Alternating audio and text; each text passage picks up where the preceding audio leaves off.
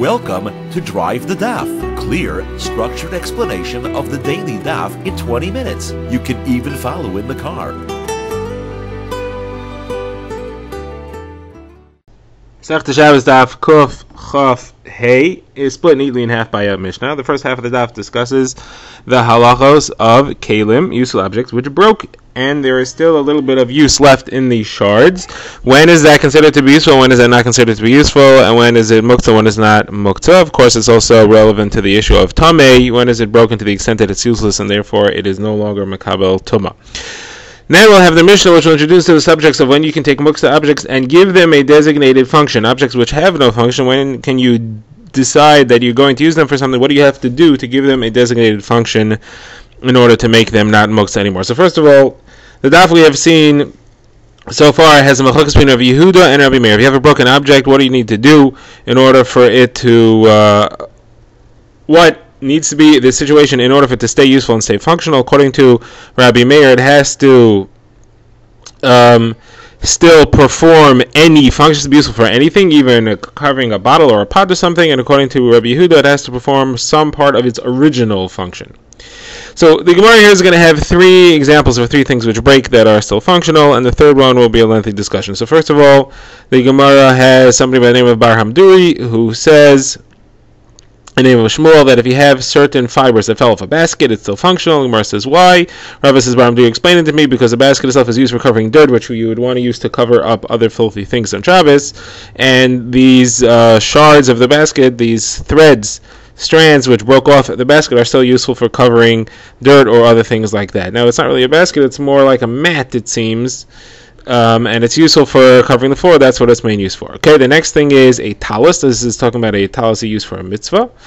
And if you have pieces of cloth that rip off the talus, so Rav Zer says in the name of Rav that they are muktzah. Abai says that's only if they are so small that nobody would use them for a patch. They are less than 3 fingers by 3 fingers. Even a poor person would not make a patch out of something so small, and therefore it's useless. Okay, now we get to the brisa, which has a serious issue over here, and this is going to be a lengthy discussion. So the brisa introduces an oven which broke. What is the halacha of an oven that broke? Now let's first of all describe what an oven looks like in days of Chazal. An oven was a pot without a floor, so it's a cylinder made out of earthenware, and the way it was used was that it was connected to the ground by smearing the sides and the outside and the bottom with cement, and then a fire was lit in the bottom of the oven, and bread was stuck on the side walls of the oven, and that's how it would bake the bread.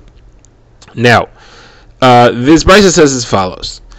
If you have an oven which broke, remember it's an earthenware kli, and it's supposed to be attached to the ground, and it broke. So Rabbi Meir says it's not muktzah, you can use the shards for other things. Rabbi Yehuda says, no, it is muktzah, you can't use it for anything. Now the Gemara adds in another statement here, which we'll get to much later at the end of this discussion. That's Rav Yasi, who says in Ibn Elazar ben Yaakov that the shards of an oven are not muktzah. As a matter of fact, even the lid of an oven is not muktzah, even though it doesn't have a handle anymore. Let's leave that aside, we'll get back to it. So first of all, the Gemara wants to know, what is this machlokes between Rabbi Meir and Rabbi Yehuda about this oven that broke? What is the case and what is the point of contention here? So the Gemara is going to try three approaches. The first approach is Abaye says that this is the classic machlokes.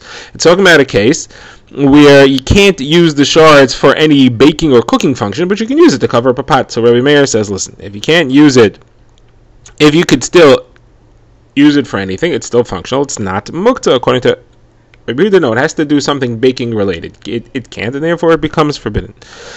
So the Gemara rejects this. The Gemara says this can't be what this machlokes is, because then you don't need to talk about a broken oven. Talk about any broken kli, and if it has some function, but it does not have its original function.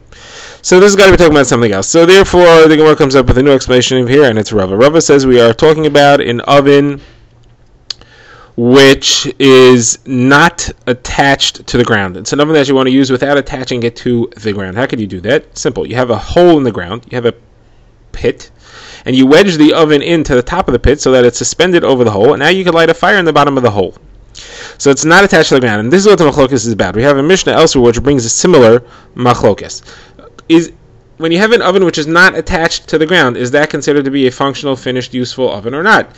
Now, in that Mishnah, the issue is it makabel tum or not? Can it become tamei? On that, the Chachamim say, and this would be Rabbi Meir here, it is functional, therefore it's not tamei and it's not muktzah. According to Rabbi Yehuda, no, a situation like that, it is not considered to be a functional oven. An oven has to be connected to the ground. This thing is just suspended in the air, and therefore it is not functional, and therefore it is muktzah, and it is not tamei. Now, Rabbi Yehuda adds in that Mishnah, which brings this machlokas, that that's only if you never lit a fire in it, if you light a fire on the bottom of the pit, it doesn't heat the inside of the oven sufficiently enough to create a baking device. If, however, you are able to light a fire in the bottom of the oven, then the oven joins with the pit and it becomes one big oven. So this is referring to where you couldn't light a fire in the bottom of the pit. You have to put a fake floor there, and therefore in its current state it's not considered to be connected to the ground. Either way, the issue is as follows. The issue is you have an oven which is not attached to the ground. Is that considered functional or not? And that's a machlokes, this brisa over here, which is whether you have shards of an oven that's attached to the ground. Is talking about where you have shards of an oven, whether it's muktzah or not. It's talking about an oven that was never attached to the ground, and that's the machlokes. Machlokes is an oven which was never attached to the ground functional or not? As we'll see soon, the Gemara will ask him why do you need to talk about shards of an oven, talk about the oven itself. But first, the Gemara wants to understand this machlokes between Rabbi Meir and Rabbi Yehuda, which we're now calling the Rabbanon and Rabbi Yehuda, because that's how it is in the Mishnah, which we're quoting from Masechas Kelim. We would like to understand this a little bit more deeply. Why is it that they are arguing about whether an oven that's attached to the ground, whether an oven that is not attached to the ground has the status of a full-fledged oven or not? So the Gemara says that Rabbi Yehuda's source is from the fact that the pasuk says tanur v'chirayim yutatz. In order to make an oven to be tahor, you have to raise it to the ground. You have to bulldoze it. Yutatz. Doesn't say break it. It says you have to demolish it. That kind of language only applies to something connected to the ground, and therefore you see that if it's not connected to the ground, it's not an oven, and therefore it has no issue. It's already considered to be destroyed if it's not connected to the ground. Now, the Gemara says, what are the Rabbanan going to do? They have a different pasuk. They have an extra phrase. It says, Tmeim heim, they are tamei, utmeim yu lachem, and they should be tamei for you. Extra phrase, utmeim yu lachem. That's to include even an oven which is not attached to the ground. Now, what does each one do with the other ones? So the Gemara says, the fact that it says yutatz, that comes to refer to an oven which is connected to the ground, the Rabbanan will say that's not to tell you that the only oven which counts as an oven if it's connected to the ground. That's come to tell you that an oven which is attached to the ground is also considered to be an oven. You may have thought if it's attached to the ground, it's not an oven and it cannot be a makabel tumah, because anything connected to the ground is not makabel tumah. Like we know, a house is not makabel tumah; it's connected to the ground. This is coming to tell you that even though it's connected to the ground, even though it's a yutatz, it's a situation where you would need to destroy it in order to get the tumah off. You would need to raise it and demolish it. Even though it's connected to the ground, it's still makabel tumah, unlike most other objects which are not makabel tumah. Now, what is Rabbi Yehuda going to do with the fact that it says extra tumah phrase? It says utmeim yu lachem.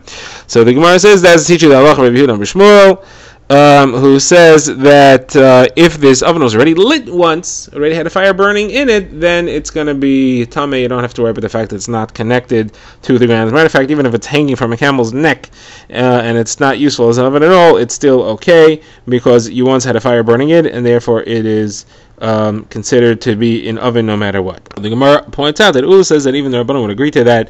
Once a fire was lit in the oven, in whatever state it had to be in order for it to be a fully formed oven, afterwards it doesn't matter what happens to the oven, if it's in the air or whatever. Okay, now Rav Ashi goes back to challenging that this is the explanation of our brisa, and the Gemara is going to therefore come up with a third explanation. Rav Ashi says this can't be pshat in our brisa, because if the whole machlokes was about is an oven considered to be functional when it's not connected to the ground or not, and therefore is it muktzah or not, that has nothing to do with a broken oven. You should talk to me about a fully formed oven. It doesn't have to be broken. Therefore, Rav Ashi says, no, we're going to go back to the first explanation. This has nothing to do with connected to the ground or not connected to the ground. This is talking about a regular oven which broke. Now, we had a question before, why do you need to discuss an oven?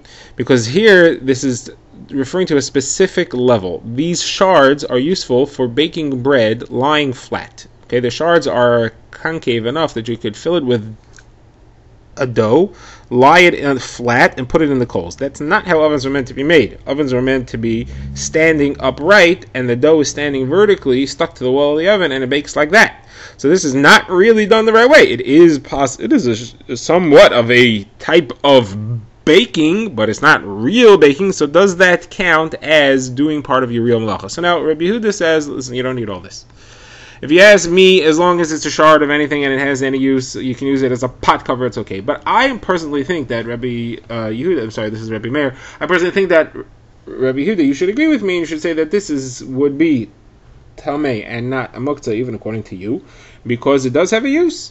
It does have a baking-related use. You can't bake straight up, but you can bake lying down. And on that, Rabbi Yehuda disagrees. And he says, no, it's got to be upright baking, lying supine baking doesn't count.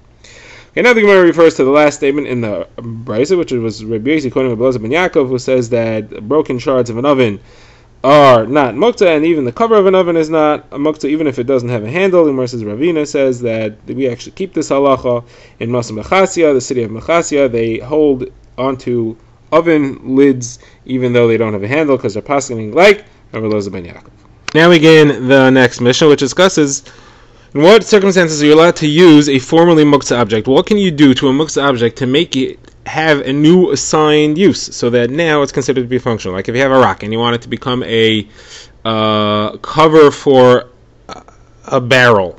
So what can you do to make it into a barrel cover and not a rock anymore? So the Mishnah discusses three cases. The first two are about muktzah, and the last one is not necessarily a muktzah issue, as we shall see later. The first case is where you have a stone in a bucket made to draw water from the well, but the bucket's not a regular bucket. The bucket's made from a hollowed out pumpkin, and therefore it's not heavy enough to go into the water. It floats. So you have to stick a stone in the bottom of the bucket in order for it to sink so that you can fill it up with water. Now that stone is supposed to be connected to the bottom of the bucket, otherwise it will fall out. As soon as it falls into the water, it'll float out, it'll fall out. So it's only useful if it's there. So that stone, the Mishnah says, if you connected it to the bottom of the bucket, you're allowed to use it to draw water. It's not muktzah. If, however, it's not connected, just sitting in the bottom of the bucket, then it's not useful, and therefore you cannot draw water with that. That's case number one. Case number two is the rope, which you're going to lower the bucket with. So if it's a vine, so you're allowed to use it as long as it's tied onto the bucket. You have to actually tie it's a vine, which is a branch of a tree, which could be muktzah, but if you tie it onto the bucket, then it's not a muktzah. If you just have it looped into hooks or something on the bucket, then it remains muktzah. And the last case is if you have a shutter for a window. So this is a piece of wood that you use to block up a hole, which is what a window is in the days of Chazal. Here the issue is not muktzah. Here the issue is that if you stick it into the window, it looks like you are attaching something to the building. You are building. So it's a machokes what situation this shutter has to be in order for you to be able to put it in the window. According to Rav Elazar, it has to be hanging. It has to be tied to a rope and suspended. That way it's not lying on the ground and it doesn't look like you're adding something new onto the building. According to the Chachamim, it doesn't have to be suspended. It doesn't even have to be connected to the rope. The Gemara now begins, and it discusses a different case and has a machokes about what that case exactly means and how it works, and the Gemara will try to figure out the answer to that machlokas, the solution to that from our Mishnah, but we'll reject it and say that it's inconclusive. Now we're going to try to figure out exactly what the details are of this halacha of how you make a muktzah object become functional by assigning a use to it. So first of all, the case is as follows. The case is you have a barrel with a rock sitting on top of it, and the rock could potentially serve as a cover for the barrel. So the Mishnah that is quoted elsewhere says you're allowed to pick up the barrel and move it, meaning the barrel itself is not muktzah. So Rabbah says that the rock is muktzah, and the rock is not a cover. And the only reason you're allowed to move the barrel is because you didn't put the rock there to stay there, you just left it there by accident, and therefore the barrel is not a basas l'davar aser. Rav Yosef, however, says no, the rock is serving as the cover of the barrel, it is the lid, and therefore it's not muktzah. If, however, you had just left it there by mistake, like Rabbah said, then it would be muktzah, because it's not the lid. You have to put it there intentionally to make it the lid. So now Rabbah says, I have a problem from our Mishnah. I'm telling you that the rock doesn't become the lid, but in our Mishnah clearly says that the rock which is in the basket, the rock which is in the bucket which you're allowing to draw the water, that's okay, and that's not muktzah anymore. So the Gemara says, no, that's not a problem. There you attached it to the bucket. Here the rock is not attached, it's just sitting on top of the barrel. Rav Yosef says, hold a second, this Mishnah is also a problem for me, because I'm telling you that as long as the rock is sitting on top of the barrel, it becomes the lid, but the Mishnah said it has to be attached. So there's no, that's different. That's in the case of the rock in the bucket where it has to be attached, otherwise it'll fall out and won't do the job. Over here, the rock sitting on top of the barrel serves as a lid, even if it's not attached, it's not an issue. Okay, now the Gemara says that this machlokes between Rabbah and Rav Yosef is actually dependent on a different machlokes, which is what do you need to do to make a muktzah object have a use. So that machlokes is that you have to just plan on using it, or do you have to actually do something to change the object. And this is based on a story with Rav, that we're not clear exactly what happened. The story is that Rav arrived somewhere before Shabbos where he was planning on staying for Shabbos. I'm sorry, it's Rebbe. He was planning to stay there for Shabbos, and he told his Talmidim, oh, you see that row of stones there? Make it not muktzah. So according to the first version of the story, he said to them, just go have intent that we're going to use them as chairs, and that's all. And therefore, all you have to do to make rocks into useful objects is think that you plan on using them. We'll see later that this has to be for long term. And that's enough. According to a different version of the story, though, he said to them, go and arrange them in a specific order. So you're actually moving them around, so that's doing something to them. And according to a third version, he said, go and smooth them out. You have to actually change the physical makeup of the thing so that it's not going to be an issue anymore. Now the Gemara has additional versions of the story here. Rav Yossi ben Roshel says it wasn't rocks, it was actually beams. And Rav Yechon ben Shol says it was actually a long pole which people on a ship use to check the water to make sure that the depth of the water is enough for the boat to go there. The Gemara says that is the biggest chiddush over here because people are usually generally very careful with those poles that they don't get bent, and you would have to actually have in mind that you're not going to use it for that anymore in order that it not be muktzah anymore. Okay, now the Gemara goes to the next case in the Mishnah, which is that of the branch. We said that the branch has to be tied to the bucket in order for it to be useful. And the Gemara says that if you have to actually tie it onto the bucket, you have to do an action to actually make it considered to be a rope now and not just a tree branch. That seems to be not like Rav Shimon ben Gamliel. Who's Rav Shimon ben Gamliel? We have a discussion elsewhere. If you have a bundle of branches, you want to use it as a chair. According to the Tanna Kama and a Brisa, you just have to decide that you want to use it as a chair. According to the Tanna Kama, you have to actually do something to it. You have to tie it up and change it physically so that it's useful as a chair. According to Rav Shimon ben Gamliel, you don't have to do anything, you just have to decide that this is a chair from now on. So the branch, the vine that you're attaching to the bucket, if it has to be physically attached and tied on, that doesn't fit with Rav Shimon ben Gamliel. Says it's enough to just think about it. So the Gemara answers, the Gemara says, no. If it would be a detached vine, you'd be right. This is a vine that's still growing. And that's why in order to do something, in order to make it not muktzah, you have to actually do something to it. You have to actually tie it onto the bucket. The Gemara says, hold on a second, a vine that's growing, how are you allowed to use something that's growing from the ground? We know it's forbidden to use anything that's growing from the ground while it's attached because we have a gzera, you may come to cut it off. So the Gemara says, no, it's less than 3 tvachim. That gzera only applies to something which is growing higher than 3 tvachim. This is less than 3 tvachim on the side of a tree or something, and therefore it's not a problem. It's not less than 3 tvachim long. It grows out of a tree which is less from the bottom 3 tvachim of the tree. Now, the Gemara says, Rav Ashi says, it could even tell you this is not connected to the ground or anything that's growing at all. This is referring to a special gzera that branches have. We're afraid you're going to cut the branch short, and that's why we say you have to actually tie it onto the bucket itself. Okay, the next thing we've seen in the Mishnah was about adding a thing onto a built building. The case was where you want to stick a window shutter into the window. And we had a machlokes whether or not you're allowed to do that if the thing is not attached to the window via a rope. So the Gemara says that machlokes is only about adding onto an existing building. However, if you want to create a new structure which is not just adding onto an existing one, that is on machlokes, that's definitely forbidden. That is the issur of oihel, making a shelter of some sort. We will see whether that's walls or ceiling. But if you're making it in the first place, that's definitely also. This entire machlokes here is only about where you're adding on to an existing structure. That's why there is what to talk about. Drive the Daf is a project of the Grand Woodlands Shul and is presented by Rabbi Yitzchak Landa. Find us on YouTube or subscribe to daily emails by emailing drivethedaf@gmail.com.